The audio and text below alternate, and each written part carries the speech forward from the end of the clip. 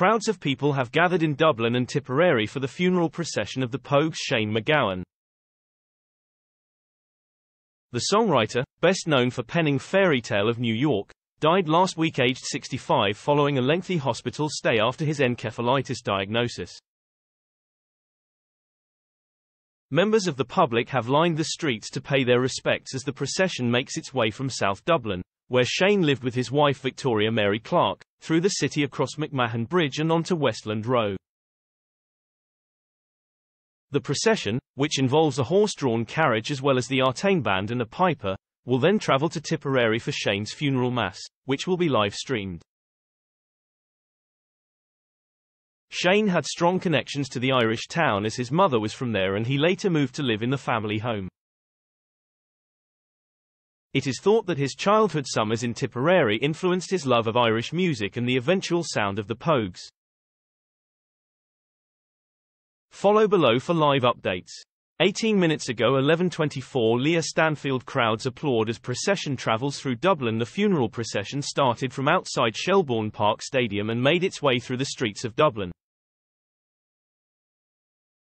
As the horse-drawn carriage pulling the Pogues singer's coffin passed mourners on MacMahon Bridge, people broke out into applause and began to walk behind the cortege, the BBC reports. As the crowd clapped, Fairytale of New York and A Rainy Night in Soho played through speakers. 31 minutes ago 11:11 Leah Stanfield. Shane's coffin draped in Irish tricolour. Shane MacGowan's coffin was draped in the Irish flag as it travelled through the streets of Dublin in a horse-drawn carriage.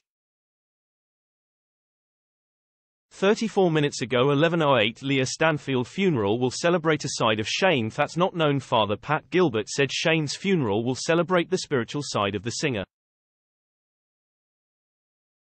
He explained to RTE, "It's a side of him that's not known, but it's a side of him we must celebrate. It's a side that was important to him in the context of his living of his life. We will have the rite of reception, we'll have mass and we'll have the rite of final accommodation interspersed with pieces of his music which will be performed by some of his friends. I think that's the right thing to do, that's the way to celebrate the man, the faith, the music and the lyric. It's the way to celebrate and remember the husband, the brother, the son and the brother-in-law." 37 minutes ago 11:05 Leah Stanfield. Mourners remember an icon among the thousands who turned out to pay their respects is Aidan Grimes, 60, who described MacGowan as an icon. He said, "I remember the first time I saw the Pogues in the Hammersmith Odeon in 1985. It is imprinted in my mind forever, just the madness and mayhem, the raucous nature of his singing and the music they were playing. Through the years he evolved into a great poet and he will be sadly missed. I met him in Dublin about 15 years ago and he was a very charming, nice, friendly man. He talked about music and his time in London. I thought it was important to pay my respects. He was an icon of Dublin, just like Brendan Behan, Luke Kelly. His music will be listened to in 100 years' time."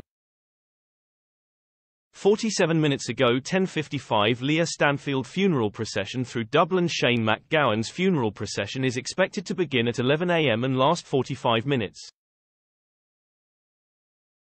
The horse-drawn carriage, as well as the artain band and a piper, will travel through Dublin across MacMahon Bridge and onto Pearse Street.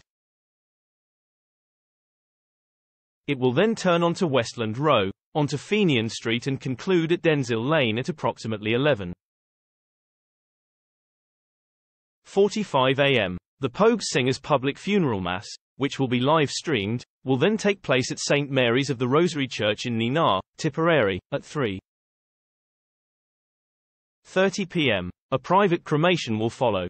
59 minutes ago 10:43 Leah Stanfield. Good morning from London. I'm Leah, I'll be bringing you all the latest developments on Shane MacGowan's funeral. Please get in touch with me if you have a story or tips to share. Your thoughts are always welcome.